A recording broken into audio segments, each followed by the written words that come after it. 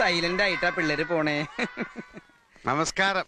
ആ, എന്റെ പേര് ദേവാരുണ്യൻ നമ്പൂരിപ്പാട് തന്നെ എല്ലാവരും വിളിക്കാറ്. അല്ല, ഇയാള് കല്യാണം കൂടാൻ വന്നതോ അതോ കള്ളനെ പിടിക്കാൻ വന്നതോ? നിങ്ങൾ പറഞ്ഞത് ശരിയാണ്. 52 രൂപ ഉണ്ടായിരുന്ന കരിമീൻ ഇപ്പൊ 85 രൂപയാണ്.